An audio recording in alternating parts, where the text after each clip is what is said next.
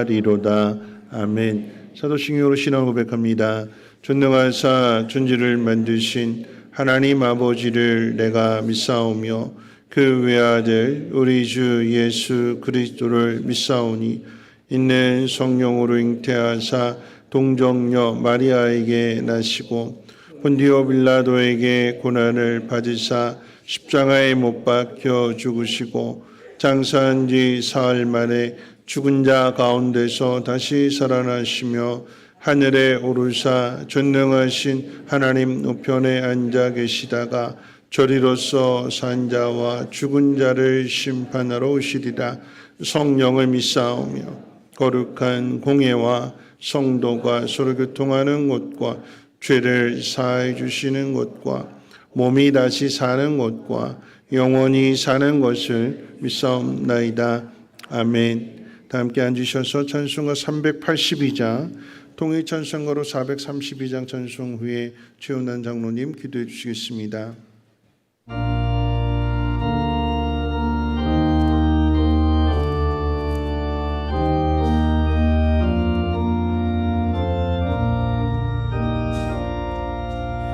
너 근심 걱정 말아라.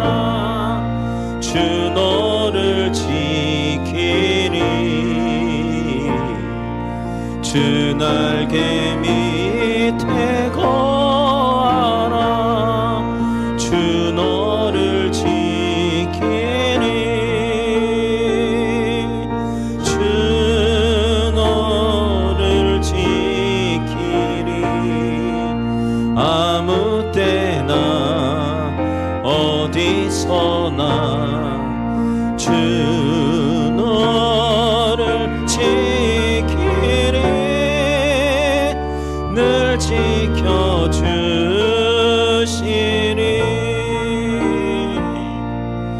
어려워 낙심될 때에 주 너를 지키리. 위험한 일을 당할 때 주 너를 지키리. 주 너를 지키리. 아무 때나 어디서나 주 너를 지키리. 늘 지켜주시리. 너 쓸 건 미리 아시고 주 너를 지키리. 구하는 것을 주시며 주 너를 지키리. 주 너를 지키리. 아무 때나 어디서나 주 너를 지키리. 늘 지켜주시리.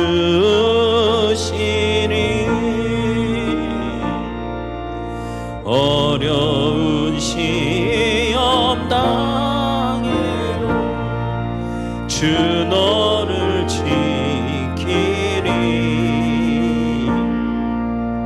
구주의 품에 거하라. 주 너를 지키리.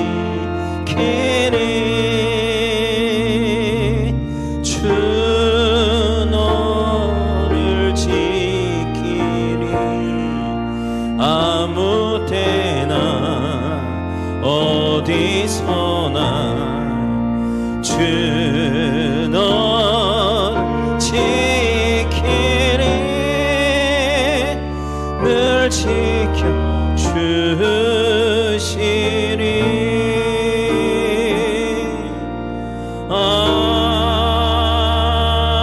아멘.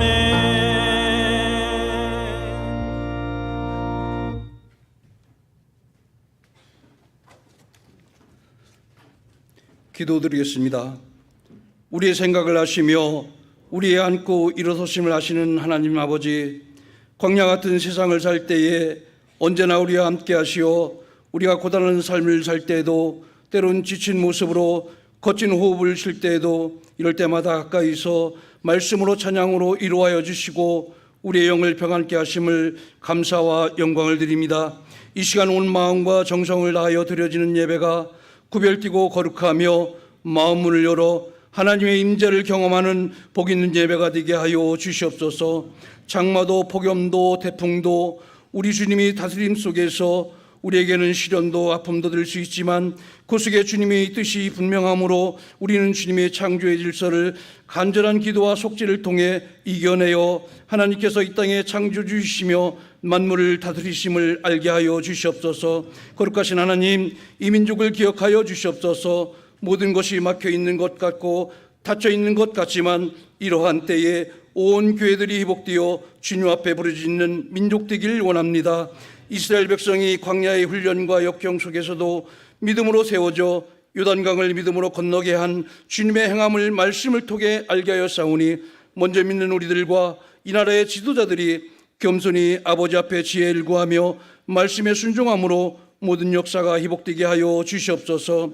거룩하신 하나님, 이곳에서 예배하는 온 성도들의 마음밭에 귀한 말씀이 심어지길 원합니다. 풍성한 예배로 우리의 영이 이 시간 우리 주님과 함께하여 세상의 근심도 걱정도 질병도 환난도 모두 벗어나게 하여 주시옵소서.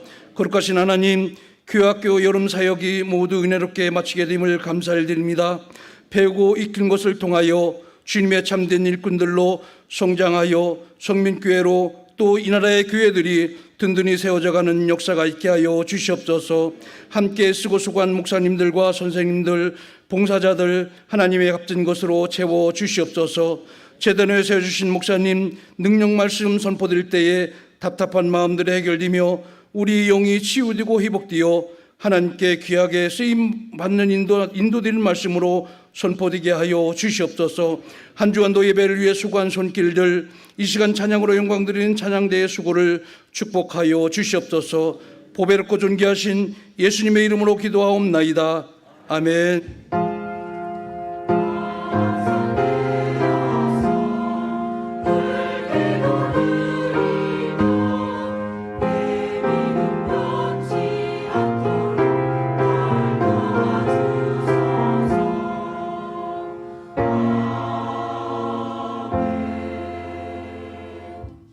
교회 소식은 주보를 참고해 주시고요. 오늘 3부 예배 후에 제주교회로 모이도록 하겠습니다. 여러분이 많이 기도해 주시고 또 협력해 주시고 후원해 주신 덕분에 우리 성민교회 교육부의 여름 행사들 은혜 가운데 다 맞춰졌습니다. 감사를 드리고요. 말씀이 이제 심겨졌으니까 아이들 마음 가운데서 그 말씀이 잘 자랄 수 있도록 지속적인 관심과 또한 사랑을 부탁드리겠습니다. 하나님 말씀 보도록 합니다. 하나님 말씀은 시편 41편 1절로 13절 말씀까지입니다. 시편 41편 1절로 13절까지 제가 가진 성경으로 832페이지입니다. 시편 41편 1절로 13절 우리 말씀 길기 때문에 한 절씩 우리 교독으로 한번 읽도록 하겠습니다. 41편 1절로 13절까지. 가난한 자를 보살피는 자에게 복이 있으며 재앙의 나라 여호와께서 그를 건지시리로다. 여호와께서 그를 지키사 살게 하시리니 그가 이 세상에서 복을 받을 것이라. 주여 그를 그 원수들의 뜻에 이게 마소서. 여호와께서 그를 병상에서 붙드시고 그가 누워 있을 때마다 그의 병을 고쳐 주시나이다. 내가 말하기를 여호와여 내게 은혜를 베푸소서. 내가 주께 범죄하였사오니 나를 고치소서 하였나이다.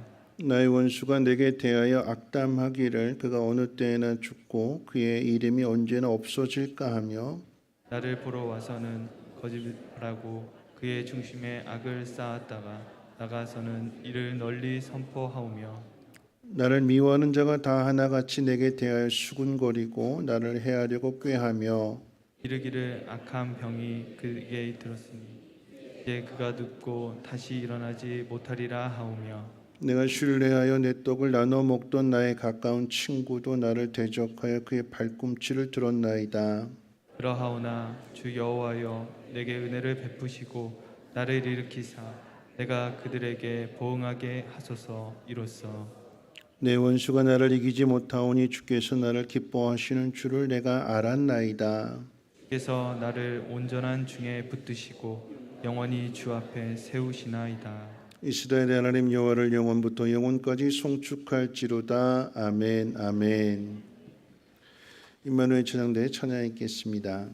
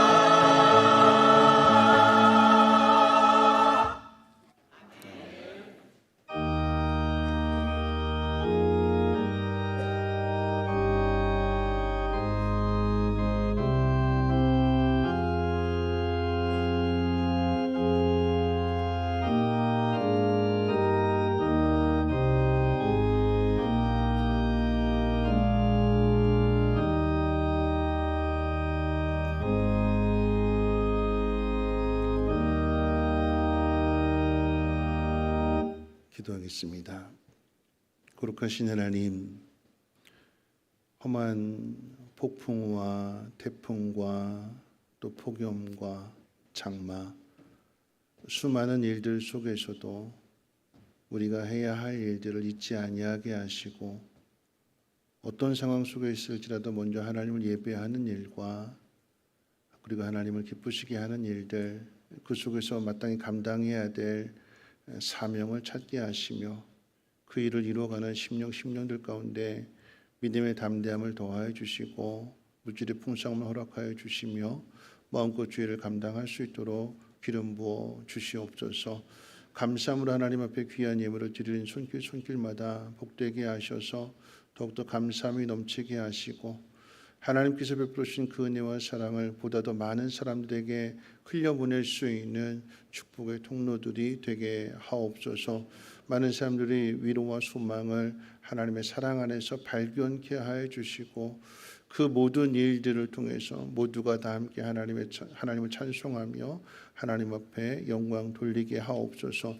오늘도 우리를 부르시는 하나님의 음성을 듣고자 귀를 기울이겠사오니 말씀을 통해서 깨닫게 하시고 그 말씀 붙들고 다시 한번 살아낼 때에 간증하는 일들이 더욱더 풍성케 하옵소서. 감사드리며 예수님의 이름으로 기도하옵나이다. 아멘. 네, 태풍 속에서도 건강하게 잘 지내셨는지요? 네, 우리 옆에 분하고 인사 나누실 때 이렇게 인사하겠습니다. 태풍 속에서도 건강 모습 보니까 더 반갑습니다. 하나님 당신을 사랑하십니다 하고 인사하겠습니다. 그렇죠. 태풍 지나고 뵙게 되니까 더 반가운 것 같아요. 태풍이 오기 전에 걱정도 많았고 염려도 많았는데 은혜 가운데 그렇게 또 물론 이제 대구 지역은 좀 어려움을 겪었지만 그래도 예상보다 피해가 적어서 또 하나님 앞에 감사할 수 있고 그 가운데 또한 우리가 해야 할 일을 찾을 수 있기 때문에 그 모든 일들을 잘 감당하실 수 있는 믿음의 사람들 되시기를 주님의 이름으로 축원을 드립니다. 책방에 갔다가 눈에 띈 책이 있어서 사게 됐는데 팀 켈러 목사님이 쓴 책이었습니다. 책 제목은 여리고 가는 길입니다. 누가복음 10장의 선한 사마리아인의 비유를 중심으로 하나님의 자비에 대하여 가르치는 내용을 담고 있는데요. 선한 사마리아인의 비유에 등장하는 여리고로 가는 길은 험하고 가파르기로 악명이 높은 길입니다. 예루살렘은 해발 900m에 위치한 반면에 이 여리고 27km 정도 떨어져 있는데 해수면 밑으로 300m 아래에 위치해 있기 때문에 고도 차이가 1200m 정도 차이가 납니다. 이 길은 급경사를 이루는 산악지대였고 곳곳에 험한 바위와 동굴이 많았습니다. 그래서 강도들이 이 바위 틈에나 동굴 속에 숨어 있다가 길을 가는 사람들에게 해코지를 하기가 쉬웠고 또 그렇게 한다 할지라도 워낙 숨을 곳이 많았기 때문에 쉽게 잡히지도 않아서 강도 사건이 수시로 일어나는 길이었습니다. 예루살렘에서 여리고로 가는 길이 험하고 또한 무슨 일이 일어날지 아무것도 장담하지 못하며 운이 나쁜 경우에는 강도에게 돈과 목숨을 빼앗길 수도 있다는 점에서 팀 켈러 목사님은 여리고로 가는 길을 비탈지고 안전하지 않은 우리 인생길과도 같다고 부제를 달았습니다. 6호 태풍 카눈이 한반도를 관통하고 지나갔습니다. 처음 예보할 때는 일본 쪽으로 갈 것으로 예상했으나 갑자기 경로를 틀어서 한반도를 관통하는 가운데 대구 군위 지역이 큰 피해를 입었습니다. 제방이 무너짐으로 온 마을이 물에 잠겼고 냉장고, 세탁기 등 가전도구들이 물 위에 둥둥 떠다니는 모습을 사진으로 또 화면으로 보기도 했습니다. 그 가운데 안타까운 소식도 들렸습니다. 전동 휠체어를 타고 가던 분이 실종 처리되었는데 어제 저수지에서 시신으로 발견되었다고 합니다. 아마도 급류에 휩쓸린 사고인 듯합니다. 6호 태풍 카누는 소멸되었지만 또다시 7호 태풍 란이 발생해서 이번에는 일본을 관통할 것이라고 기상청은 예보하고 있습니다. 그러나 예보는 예보일 뿐 그 경로가 어떻게 될지는 100% 장담할 수 없습니다. 우리가 물난리를 겪은과는 달리 하와이는 산불로 도시가 회색빛의 폐허가 되었다고 합니다. 법의 상징이고 시민들을 지켜주는 그런 상징성을 갖고 있는 법원 건물을 비롯한 건물 1,700여 채가 불에 까맣게 타버렸고 차량들은 앙상한 뼈대만 남은 모습을 사진으로 볼 수 있었습니다. 사망자들이 바다에서 나오고 있는데 아마도 이 불을 피해서 바다로 뛰어들었다가 바닷물에 숨을 거둔 그런 시신들이라고 합니다. 어제까지 사망자의 집계만 80명이지만 여전히 1,000명이 넘는 사람들이 실종 상태에 있습니다. 이 1,000명에 넘는 사람들이 이제 건물 내부에 불에 타서 숨져 있는지 아니면 불을 피해서 바닷속에 뛰어들었다가 아직도 찾지 못해서 그렇게 표류하고 있는지 확인할 길이 없고 사망자의 수는 더더욱 늘어날 것으로 내다보고 있습니다. 세상 모든 사람이 어느 곳도 안전한 곳이 없고 또 언제 어떤 일들이 일어날지 알지 못하는 비탈지고 안전하지 않은 인생길을 걸어가고 있는 것입니다. 그런데 이런 일들은 여러분 우리 시대만 겪는 일들이 아니지요. 오래 전부터 모두가 다 겪어왔었고 지금 있는 태풍이나 또 지진이나 여러 가지 재해들이 옛날에도 다 있었던 것들이에요. 그런 의미에서 우리가 기억해야 되는 것은요. 예측하지 못한 불행들 속에서 인간은 지혜를 배웠고 또 힘을 모아서 극복하면서 여기까지 왔다는 사실입니다. 갑작스럽게 찾아온 불청객으로 인해 당황했지만 절망하지 않고 어떻게 다시 행복을 찾을 수 있을까에 집중했고 함께 힘을 모았으며 우리는 여전히 수많은 사건과 사고들 속에서도 그렇게 우리는 살아가고 있습니다. 비탈지고 안전하지 않은 인생길, 우리가 그 길을 걸어가면서 배워야 할 교훈은 무엇인지 오늘 시편 41편의 말씀을 통해서 생각해 보겠습니다. 여러분이 가지고 있는 성경 가운데를 딱 피게 되면 아마도 시편이 나오게 될 것입니다. 이 시편은 총 150편의 시로 구성되어져 있습니다. 시편의 내용은 우리 앞서 신앙의 삶을 살아가는 사람들이 인생을 살아가면서 삶을 통해서 경험하게 되는 일들, 신앙을 통해서 깨닫게 되어지는 일들에 대한 마음의 고백을 담고 있습니다. 이 시편은요, 총 5권으로 묶어지게 되는데 그 제일 처음 1권이 되는 시편 1편부터 오늘 본문이 되는 41편까지를 1권으로 묶고 있습니다. 그리고 이 1편부터 41편까지의 시를 지은 저자는 모두가 다 다윗입니다.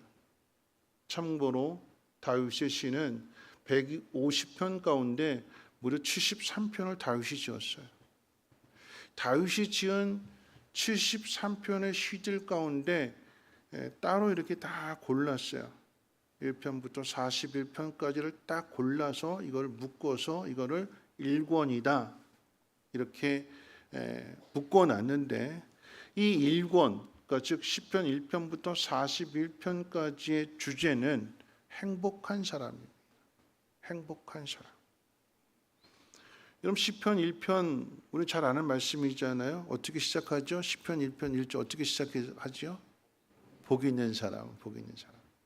복 있는 사람은 악인의 꾀를 따르지 아니하며 라고 했을 때에 시편 1편 1절 이 복을 뜻하는 히브리어 단어 아슈레 이 단어로 1권의 1편 1절을 시작하고 있는데 1권의 마지막이 되는 41편 1절 또한 오늘 본문의 1절이잖아요. 복을 뜻하는 아슈레라고 하는 단어로 시작을 하게 됩니다. 다시 말씀드린다면 1권의 시편 1편은 누가 복이 있는 사람인가로 시작해서 오늘 본문 41편 어떻게 사는 사람이 어떻게 사는 것이 복된 삶을 사는가를 우리에게 가르쳐 주려는 것입니다. 우리가 성경을 읽어야 하는 이유, 하나님 말씀을 들어야 되는 이유가 여기에 있습니다. 우리가 생각하는 행복은 그저 순풍에 돛을 달아서 노젓지 않아도 그냥 유유하게 흘러가는 것처럼 아무런 수고를 하지 않아도 편안하게 잘 먹고 잘 살 수 있는 상태를 떠올리게 됩니다. 이와는 반대로 거센 풍랑을 만나고 태풍을 만나는 것을 우리는 불행하다고 생각합니다. 그런데 만약 이런 논리라고 한다면 이 시편 1권의 주인공은 다윗이 아닌 좋은 아버지를 만나서 많은 유산을 상속받고 신앙을 물려받고 또 말씀 가운데 순종하게 될 때에 흉년의 상황 속에서도 100배의 수확을 거두게 된 아브라함의 아들 이삭이 시편 1권의 표지 모델이 되어야 될 것입니다. 그런데 성경은 아브라함의 아들 이삭을 이 시편 1권의 표지 모델로 삼지 않고 말로 다 할 수 없는 고난의 삶을 살았던 다윗을 시편 1권의 표지 모델로 사용하고 있었습니다. 그럼 다윗의 인생 한번 생각해 본다면 믿었던 사람들에게 배신을 당합니다. 사울 왕은 베냐민 지파고 다윗은 유다 지파입니다. 그러면 자기 지파 사람들을 자기 사람 지켜주고 보호해줘야 되는 거잖아요. 그럼 사울 지파, 베냐민 지파는 똘똘 뭉쳐가지고 사울 편이 됩니다. 그러면 유다 지파는 유다 지파끼리 똘똘 뭉쳐서 다윗을 지켜주고 보호해줘야 되잖아요. 근데 유다 지파 사람들은 다윗을 보호해주지 않습니다. 왜냐하면 지금 실세가 사울 왕이거든요. 베냐민 지파거든요. 그러니까 내가 살기 위해서 내 지파 사람 다윗을 밀고 해버리는 게 유다 지파 사람들이었어요. 난 믿었는데 나를 지켜주고 보호해줄 것으로 기대했는데 나를 지켜주지 않았고 오히려 자기 살겠다고 밀고 해버렸습니다. 배신을 당한 거예요.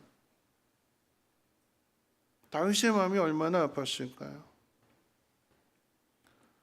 뿐만 아니라 여러분 다윗이 골리앗을 죽임으로 인해서 나라를 구한 영웅으로 등장했어요. 많은 사람들의 인정도 받았고 칭찬도 받았습니다. 근데 그날이 오래 가지 않았어요.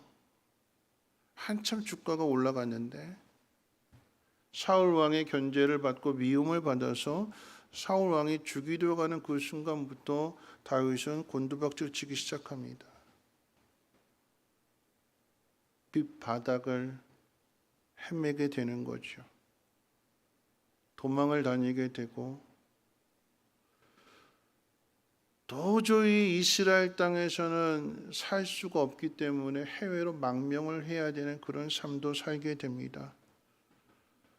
왕이 된 후도 다르지 않습니다.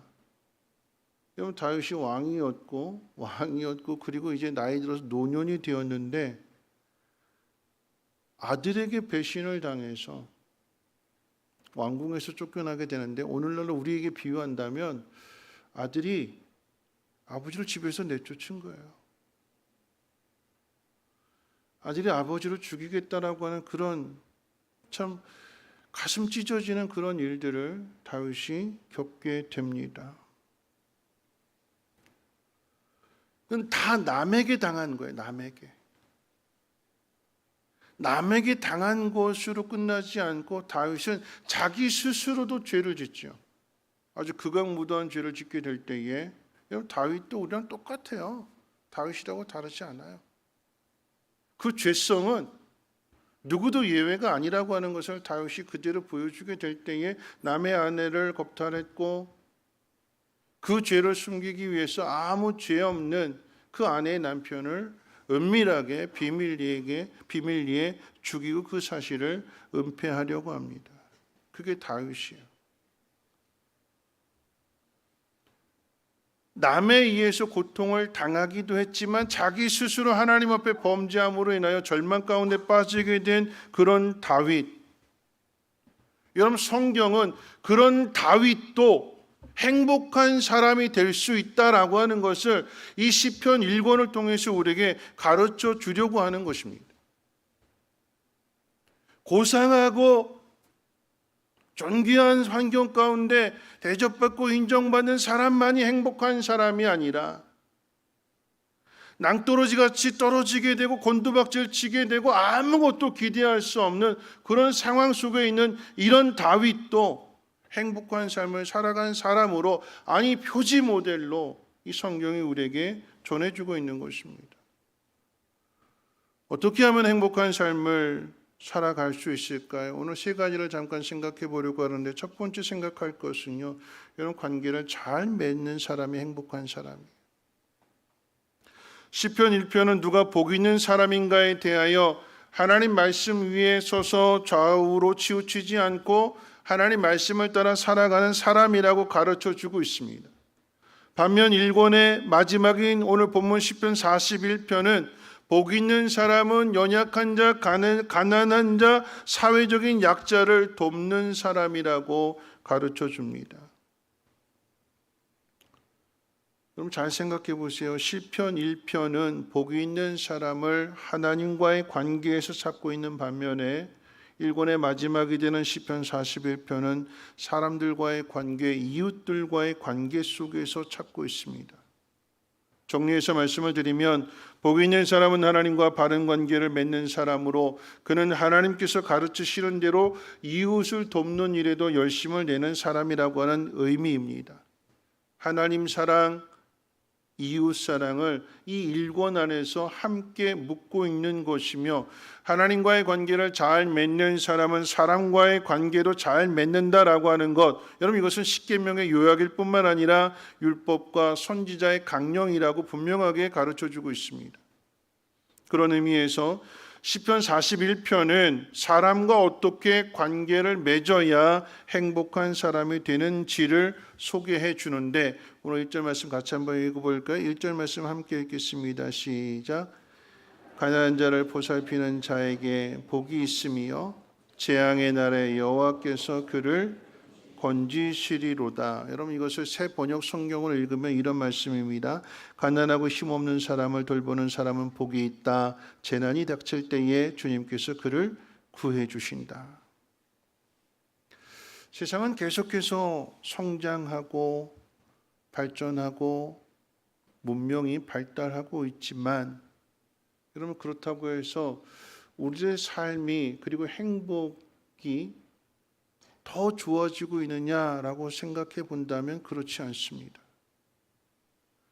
문명의 발달로 인해서, 과학의 발달로 인해서 살아가는 것이 더 편해지기는 했지만 오히려 빈부의 격차가 더 커졌습니다. 행복은 성적순이 아니라고 하는 말이 있듯이 행복은 과학의 발달에 있지 않습니다. 여러분 이것을 옛날과 현대를 한번 비교해 보면 쉽게 알 수가 있습니다. 현대가 과거보다 더 편하다라고 하는 것은 모두가 다 아는 사실입니다. 그런데 지금이 과거보다 더 행복하다고 말할 수 있을까요? 여러분 행복하세요? 아무도 대답을 안 하시네요. 여러분이 행복하실까요? 아니면 지금 막 여름 행사들을 다 마친 교육부서도 주일학교, 중고등부 청년들이 행복할까요? 여러분이 생각할 때 누가 더 행복해 보일까요? 누가 더 행복할까요? 여러분이 행복하세요? 젊은 아이들이 행복할까요? 젊은 아이들이요?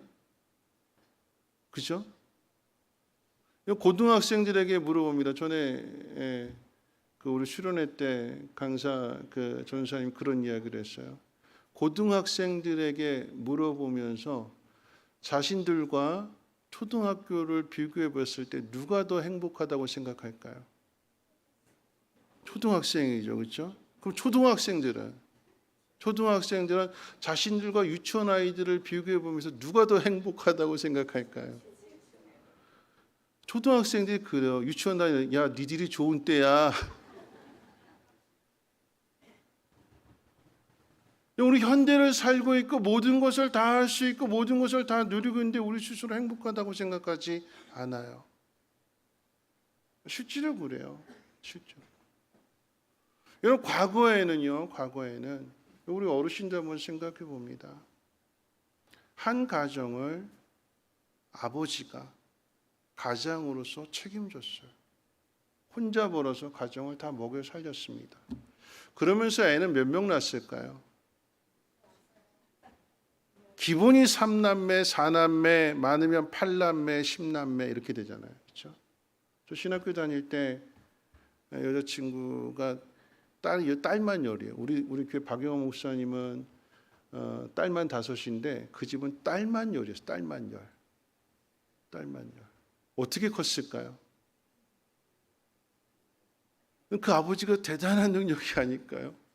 지금 요즘 사람들은 맞벌이 하면서 하나 둘 낳아서 키우는 것도 버겁다고 힘들다고 아우성인데, 그런 의미에서 본다면 요즘 젊은이들이 보는 슈퍼 히어로 영화 가운데 뭐 슈퍼맨 나오고 엑스맨 나오고 막 이런 이 슈퍼맨들은요 어떤 문제가 있을 때 그것을 해결해내는 사람이 슈퍼맨이잖아요. 여러분 그런 의미에서 본다면 우리 과거에 우리 아버지들 우리 할아버지들이 다 슈퍼맨이세요.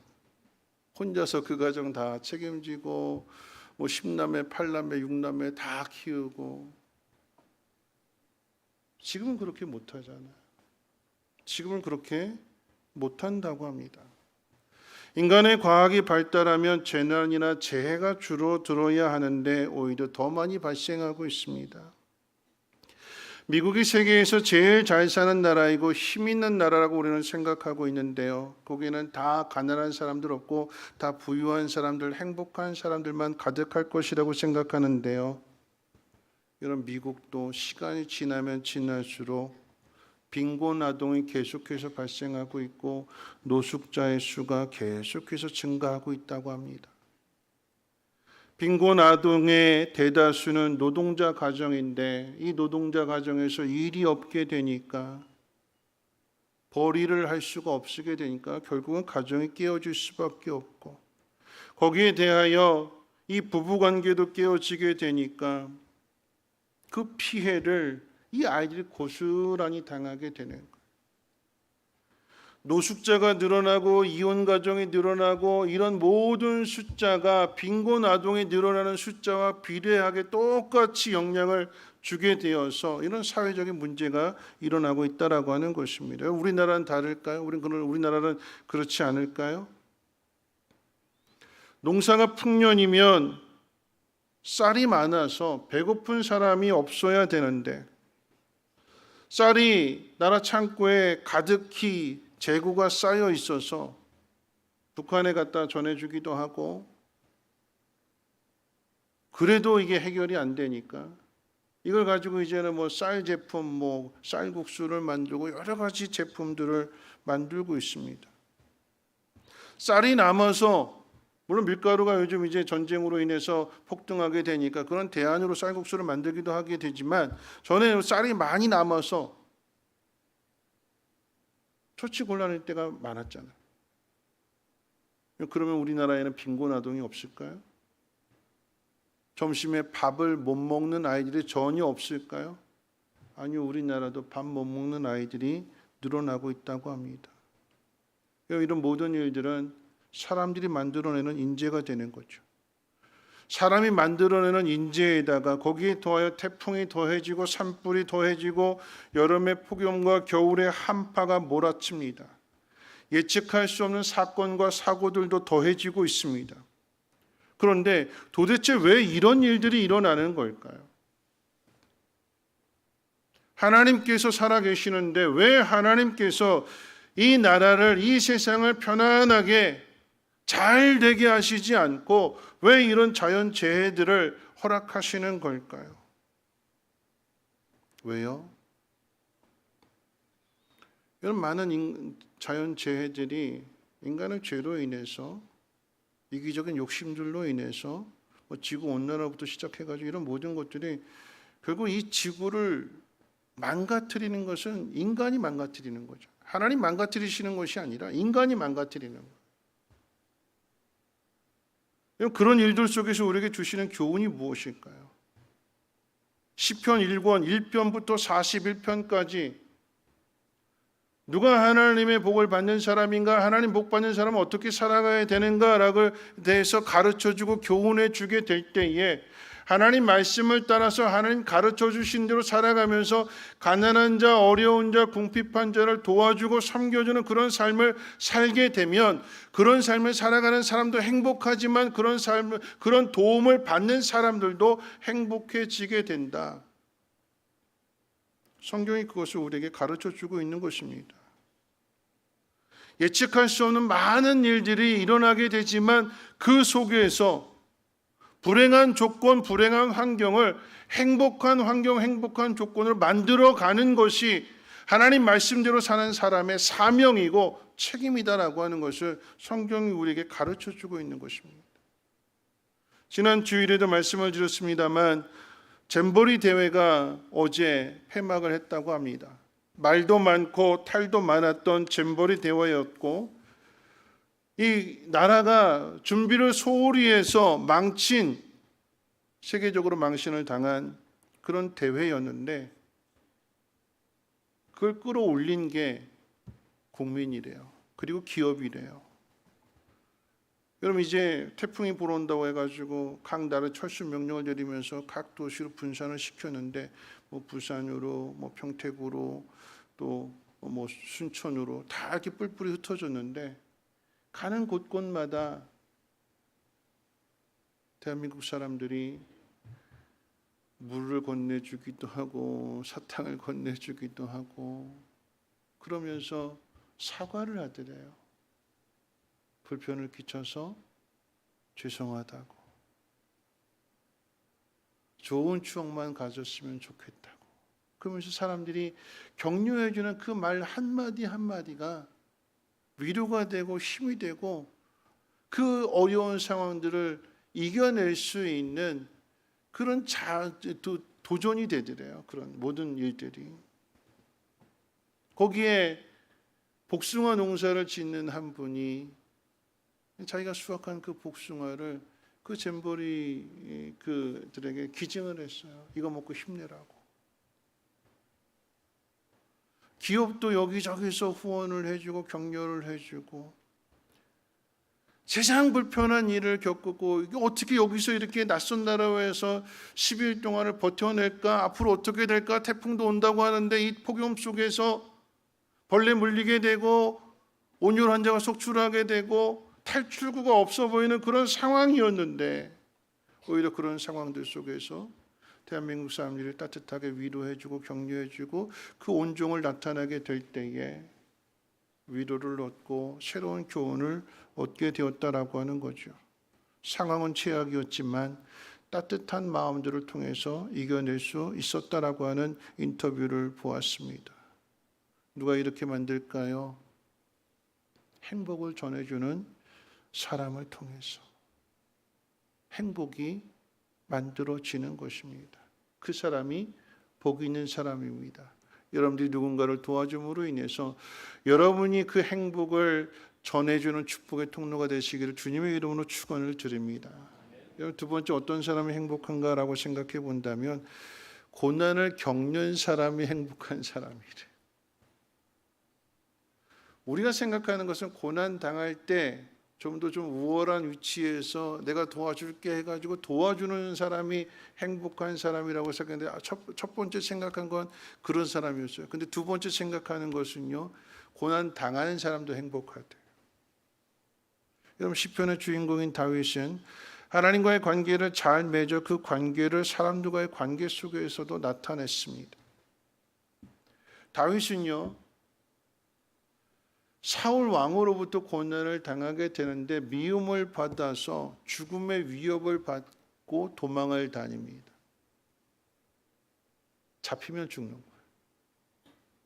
근데 그렇게 도망을 가는 다윗에게 가난한 사람들, 병든 사람들, 장애인들이 다윗에게 자신들을 좀 도와달라고 자신들을 보호해달라고 건수해달라고 몰려옵니다. 여러분 같으면 그런 사람들 받아주시겠습니까? 내 코가 석자인데,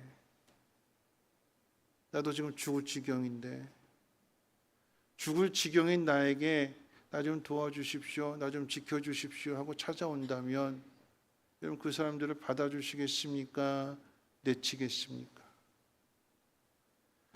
사울 왕이 지금 나를 죽이려고 하는 상황인데 여러분들이 나를 따라온다면 나도 죽고 여러분도 죽습니다.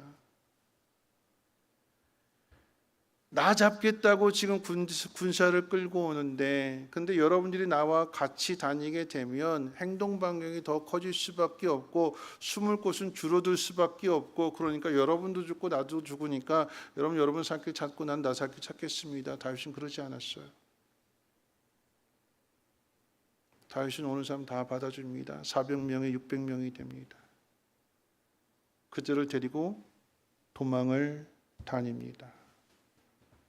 자, 그러면 이 다윗이 모든 사람들을 다 받아주고 그러면 다윗의 마음이 행복하고 다윗이 풍요로워야 되는데 근데 삶은 정반대로 흘러갑니다. 여러분 말씀 한번 찾아볼까요? 5절부터 8절까지를 같이 한번 41편 5절부터 8절까지 같이 한번 읽어봅니다. 시작. 압담하기를 그가 어느 때나 죽고 그의 이름이 언제나 없어질까 하며 나를 보러 와서는 거짓을 말하고 그의 중심에 악을 쌓았다가 나가서는 이를 널리 선포하며 나를 미워하는 자가 다 하나같이 내게 대하여 수군거리고 나를 해하려고 꾀하며 이르기를 악한 병이 그에게 들었으니 이제 그가 눕고 다시 일어나지 못하리라 하오며 가난한 사람들, 어려운 사람들, 병든 사람들을 받아줬으면 하나님이 다윗을 건강하게 해주시고 복되게 하시고 모든 것들을 잘 거느려서 행복한 일들만 넘쳐나야 되는데 다윗도 사람이다 보니까 다윗도 죄를 범했고 그 일로 인해서 병을 앓게 됐대요. 그랬더니 다윗이 병든 그 모습을 보고 위로하겠다고 와서는 오히려 염장을 지르는 말을 하는 거예요. 감기 걸렸는데 감기 걸린 사람에게 뭐라고 얘기해야 될까요? 거봐 내 말 안 들어서 그래. 그게 도움이 돼요?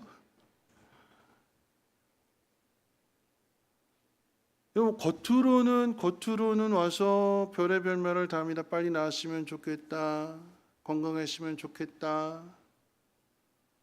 그렇게 말해놓고 나가서는 뭐라고 얘기했냐면 에이 틀렸어. 다윗 틀렸어. 곧 죽을 거야. 다윗도 죄를 지었기 때문에 하나님 벌 내리신 거야. 모든 악한 말들을 다 쏟아내는 거야. 들어와서 한 말과 나가서 하는 말이 달랐어요. 다윗이 그 일을 겪습니다. 다윗 시대는 끝났다. 다윗도 죄가 많아서 하나님의 벌 받은 거다. 이렇게 말하는 사람들 가운데는 다윗과 가장 친한 친구도 있었다고 그래서 우리 9절 말씀도 한번 읽어볼까요? 9절 말씀 같이 읽겠습니다. 시작. 내가 신뢰하여 내 떡을 나눠 먹던 나의 가까운 친구도 나를 대적하여 그의 발꿈치를 들었나이다. 발꿈치를 들었다라고 하는 표현은요, 소나 말처럼 짐을 나르는 짐승이 주인을 뒷발로 걷어차는 행위에서 나온 말입니다.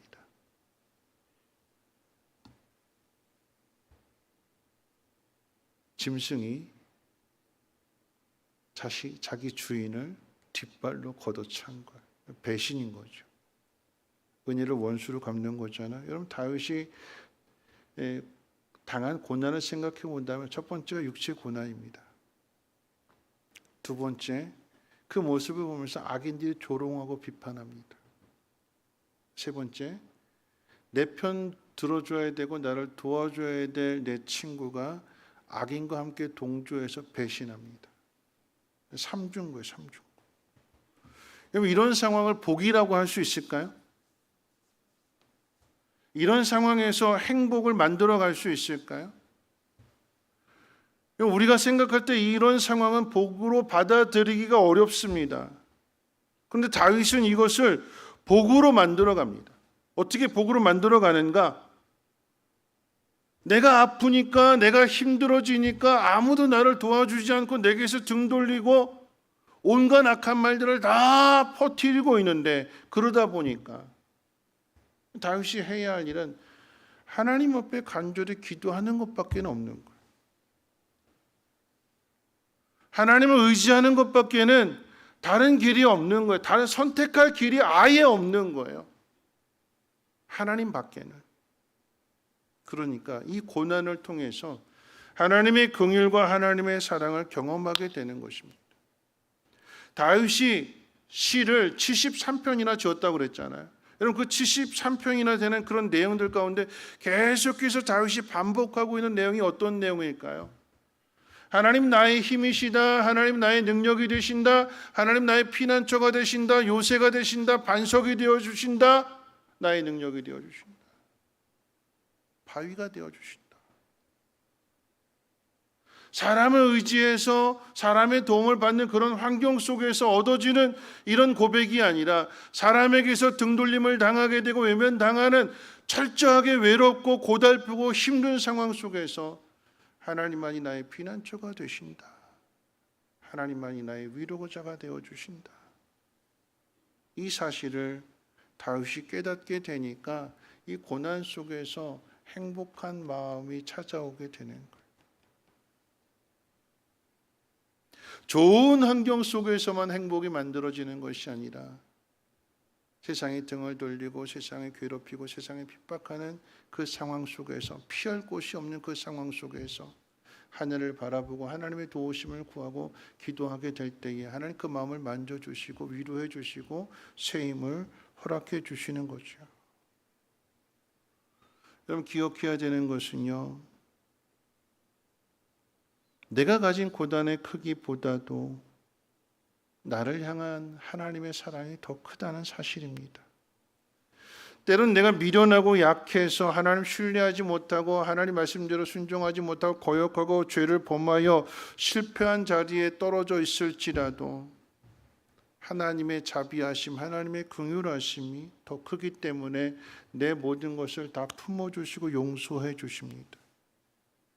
아픔과 실패를 통해서도 남이 나에게 고난을 주어서 고난을 당할 뿐만 아니라 내가 잘못해서 고난을 당하는 상황 속에서도 하나님의 긍휼과 자비를 경험했고 배웠기 때문에 이 다윗은 행복한 삶을 살아갈 수 있게 되는 거죠. 자, 마지막 세 번째는요, 여러분, 이 고난은 믿음의 확신을 만들어냅니다. 그러니까 행복한 사람은 어떤 사람이냐? 확신을 가지고 있는 사람이 행복한 사람이에요. 소문은 늘 요란합니다. 소문 같아서는 살아남을 사람이 없어요. 소문 같아서는 다 죽습니다. 다 망합니다. 여러분, 악인이 악의적으로 소문을 퍼뜨렸을 때, 그럼 지금 이 다윗의 상황으로 얘기한다면 악인들이 다윗을 문병 와서 딱 보고는 어유 빨리 나 그렇게 이야기하고는 뒤돌아서는 틀렸어. 다윗 끝났어.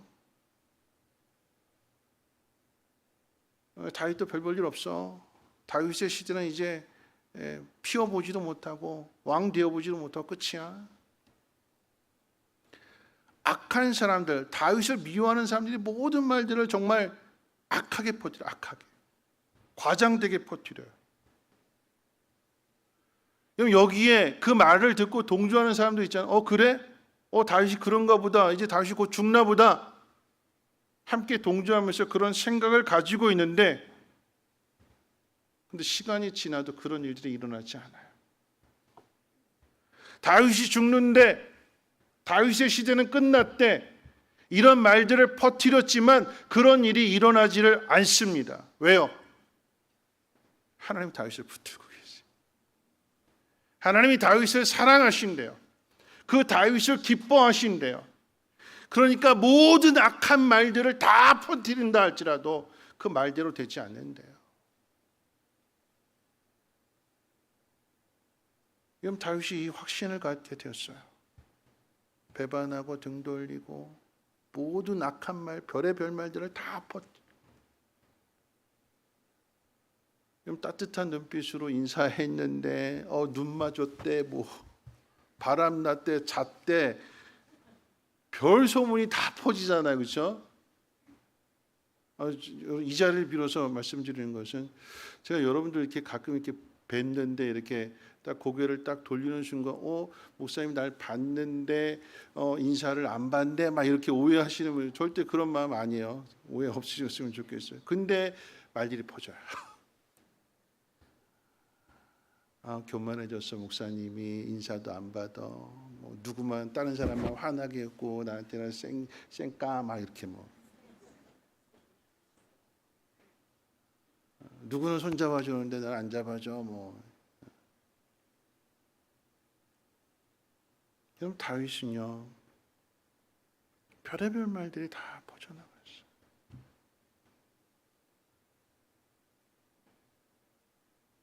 근데 그 말들대로 이루어지지 않았어요. 하나님 붙들고 계세요. 이 상황들 속에서 하나님이 자신을 붙들어주고 지켜주신다는 사실을 확신하게 되는, 우리 말씀 같이 한번 읽어볼까요? 10절 11절 말씀 함께 읽어봅니다. 시작. 그러하오나 주 여호와여 내게 은혜를 베푸시고 나를 일으키사 내가 그들에게 보응하게 하소서. 이로써 내 원수가 나를 이기지 못하오니 주께서 나를 기뻐하시는 줄을 내가 알았나이다. 여러분 말씀 가운데 이로써 내 원수가 나를 이기지 못하오니 주께서 나를 기뻐하시는 줄을 내가 알았나이다. 원수들이 별의별 말들을 다 퍼뜨렸어요. 다윗 시대 끝났다. 다윗 죽었다. 별 볼 일 없다. 근데 그 말대로 이루어지지 않았어요. 오늘 그것을 다윗이 내가 원수를 이겼습니다 이렇게 고백하고 있는 거예요. 따라해 볼까요? 기도하지 않는 사람은 기도하는 사람을 이길 수 없다. 믿으십니까? 기도하지 않는 사람이 보는 눈, 그냥 눈에 보이는 것만 가지고 퍼뜨린 말들, 그게 중요한 것이 아니라 그런 상황 속에서 하나님 앞에 기도하는 그 사람을 하나님 눈여겨보시고 기도하는 사람의 그 고백에, 그 기도에 하나님이 응답해 주시게 되니까 누가 이기느냐? 기도하는 사람이 이기는 거예요. 기도하지 않는 사람 말대로 되어지지 않고 기도하는 사람 말대로 응답해 주시는 하나님이심을 믿으시기를 주님의 이름으로 축원을 드립니다. 얼마나 멋진 고백인지 몰라요. 억울하고 답답하고 속상한 상황이었지만 오히려 그런 상황 속에서 하나님이 자신을 사랑해 주시고 자신을 기뻐해 주시고 자신을 편들어 주신다는 사실을 깨닫게 되니까 세상이 두렵지 않은 거예요. 말해라, 떠들어라, 마음대로 짓거려라. 하나님이 나를 아신다. 하나님 나를 기뻐하신다. 나는 그 하나님 앞에 내가 기도할 것이다. 그럼 나는 하나님 나를 붙들어 주신다. 이 확신이 있거든요. 그래서 더 멋진 고백이 탄생하게 되는데 우리 12절 13절 마지막으로 한번 읽어볼까요? 12절 13절입니다. 시작. 세우시나이다. 이스라엘의 하나님 여호와를 영원부터 영원까지 송축할지로다. 아멘, 아멘. 여러분 이건 기도입니다. 기도. 앞에서 하나님이 나를 기뻐하신다, 나를 온전하게 붙들어 주신다는 이 사실을 다윗이 깨달았기 때문에 이 깨달음을 가지고 하나님 앞에 확신을 가진 기도를 드리는데 이걸 표준 세번역으로 읽으면 이런 이야기입니다. 주님께서 나를 온전하게 지켜주시고 나를 주님 앞에 길이 세워주시옵소서. 이스라엘의 하나님이신 주님 찬양을 받으시옵소서. 영원에서 영원까지 찬양을 받으시옵소서. 아멘, 아멘. 말씀을 맺습니다. 우리 앞에 일어난 일들 우리는 한 치 앞도 내다볼 수가 없습니다. 비탈지고 안전하지 않은 여리고의 길을 갈 때에 예상치 못한 곳에서 강도가 튀어나오듯이 태풍에 산불에 지진에 사건과 사고가 우리의 인생 가운데 불쑥불쑥 찾아올 수 있습니다. 평안을 구하는 우리에게 왜 하나님은 이런 일들을 허락하실까요? 여러분, 대구 군위 지역에 왜 물난리가 났을까요? 2022년에는 태풍 힘남노가 포항을 쑥대밭으로 만들었습니다. 그 전에는 구례 지역이 물난리가 났습니다. 아, 우리는 안전하다. 우리는 태풍을 피해갔다. 하나님 우리를 사랑하신다. 그런 의미일까요? 아닙니다. 안전함 속에 있는 우리들이 어려움에 빠져 있는 군위 지역의 사람들을 도와주라라고 하는 거죠. 그래서 도와주는 사람이 복 있는 사람이 되는 것인데, 도움을 받는 군위 지역의 사람들 또한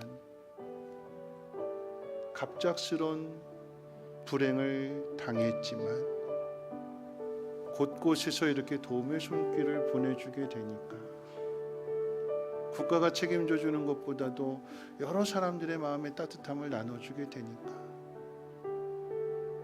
그 속에서 행복을 배우게 되는 거예요.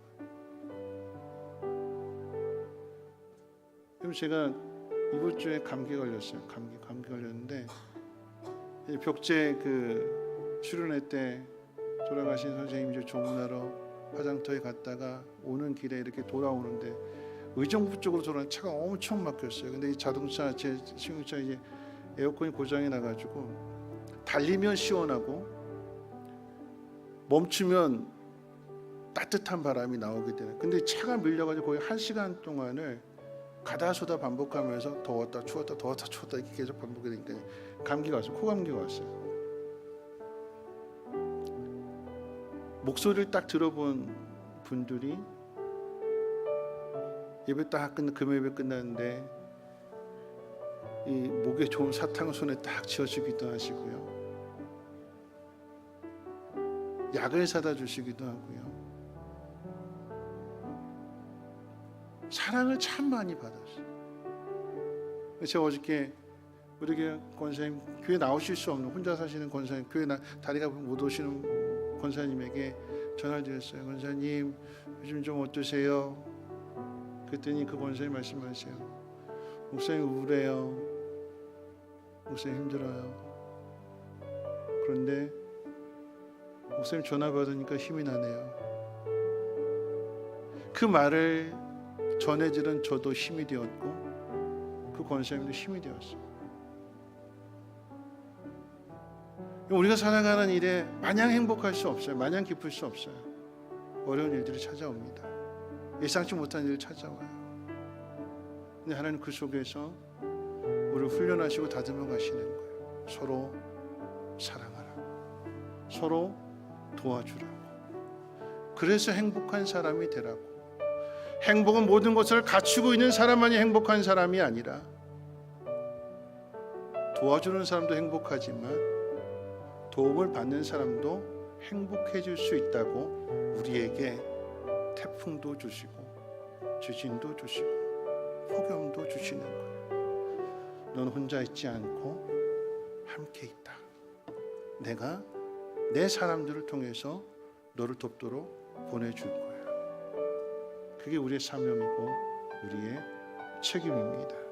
주변에 어려움을 당하시는 분들이 있다면 돌아보시고 마음을 잘 전해주셔서 함께 행복해질 수 있는 그런 공동체를, 그런 세상을 만들어갈 수 있는 우리 모두가 되시기를 주님의 이름으로 축원을 드립니다. 우리 함께 일어나셔서 우리 행복이라고 하는 이 찬송 함께 보겠습니다.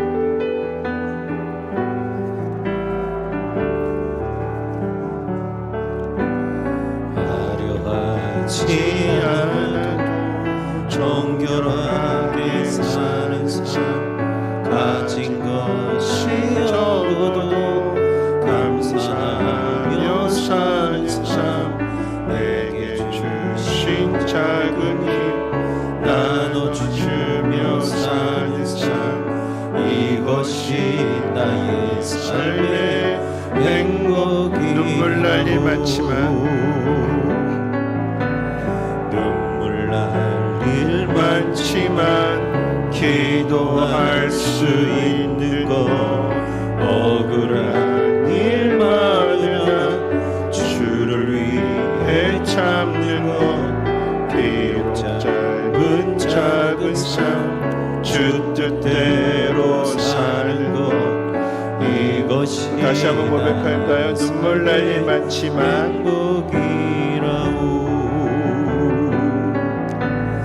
눈물 날 일 많지만 기도할 수 있는 것, 억울한 일 많으나 주를 위해 참는 것, 비록 짧은 작은 삶 주 뜻대로 사는 것, 이것이 나의 삶의 행복이라. 이것이 행복, 이것이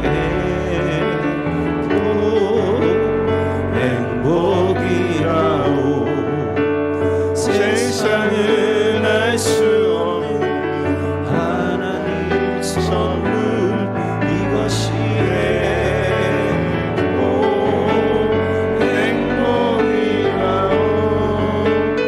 하나님의 자녀로 살아가는 것, 이것이 행복, 이것이 행복이라오. 이것이 행복이라오.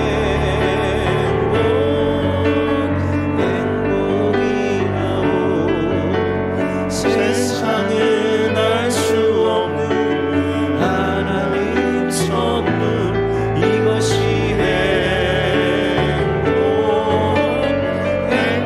행복이라오. 하나님의 자녀로, 하나님의 자녀로 살아가는 것, 이것이 행복이라오. 오늘 말씀 생각하면서 함께 기도하실 텐데요. 행복은 조건에 있고 환경에 있지 않습니다. 많은 것을 가진 사람이 행복한 것이 아니라 줄 수 있는 사람이 행복한 사람이래요. 그리고 줄 수 있는 사람만 행복한 것이 아니라 고난을 당해서 받아야 되는 사람도 행복해질 수가 있대요. 우리에게 주어진 상황들, 예측할 수 없는 상황들이 너무나 많습니다. 그런데 기억해야 되는 것은 하나님이 계세요. 고난 속에서 우리를 편들어 주시고, 우리를 기뻐하시고, 우리를 사랑하시고, 하나님의 긍휼과 자비를 베풀어 주신 하나님이 있기에 이 어려움을 이겨낼 수 있을 것입니다. 여러분 기도하실 때 하나님 믿음 잃어버리지 않게 하시고, 이 고난을 통해서 믿음의 확신을 갖게 하시고, 다윗처럼 찬송하며 감사하는 삶이 되게 하시며, 이 또한 이 행복을, 이 사랑을 더 어려운 사람들에게 흘려보내고 나눠줄 수 있는 축복의 통로가 되게 해주세요. 함께 통성으로 하나님 앞에 기도합니다. 거룩하신 하나님 감사합니다. 하나님, 누구나 건강하지 못하고 아플 수 있습니다.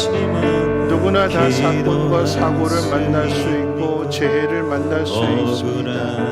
하나님, 그러나 그 속에서도 하나님의 사랑을 전할 수 있는 사람이 행복한 사람이고, 그 속에서도 하나님의 사랑을 받을 수 있는 사람이 행복한 사람이라고 했습니다. 환경은 조건과 환경에 있는 것이 아니라 배고플 때도 배부를 때도 추울 때도 더울 때도 어떤 환경 가운데 있을지라도 하나님으로 인하여서 행복해질 수 있는 우리의 마음이 되어지게 도와주시고, 그 마음을 더 많은 사람들과 함께 나눌 수 있도록 하나님 우리에게 믿음의 담대함을 하나님 허락해 주시옵소서. 우리 가정이 겪는 이 어려움들, 교회가 겪는 어려움들, 세상이 겪는 어려움들 돌아보게 하시고, 하나님의 사랑, 하나님의 마음을 전할 수 있는 우리의 믿음, 우리 성민교회가 되어주시도록 역사해 주시고 인도해 주시옵소서. 우리도 찬송하며 경배하게 하옵소서. 거룩하신 하나님, 하나님은 우리에게 행복의 그 모델로서 부유한 재산을 상속받고 흉년 가운데에도 100배의 결실을 거둔 이삭을 모델로 삼지 않고 별의별 고난을 다 겪었던 다윗을 행복의 모델로 우리에게 말씀해 주십니다. 하나님, 우리가 처한 상황이 아무리 힘들고 고달플지라도 그 속에 하나님 우리를 지켜주시고 보호해 주시고 온전케 하실 것으로 인하여 감사하며 찬양할 수 있는 우리의 믿음이 되게 도와주시고, 어렵고 힘든 상황 속에서도 하나님 한 분으로 만족하며 일체 비결을 배워나갈 수 있는 우리 모두가 되게 도와주시옵소서. 그래서 낙심한 사람들을 위로하게 하시고 도와주고 섬길 수 있는 하나님의 사명자들 되게 하옵소서. 이제는 우리 주 예수 그리스도의 무한하신 은혜와 하나님의 그 크신 사랑하심과 성령님의 감화 감동 충만 보호 역사하심이 하나님의 은혜 가운데 행복한 사람으로 살기로 다짐하는 사랑하는 주의 백성들 머리머리 위에와 가정가는 모든 일과 특별히 자녀들 위에 성민교회와 쉼터와의 지원과 이 나라의 민족과 북한 땅과 전 세계 위에 이제로부터 영원토록 항상 함께 있을지어다. 아멘.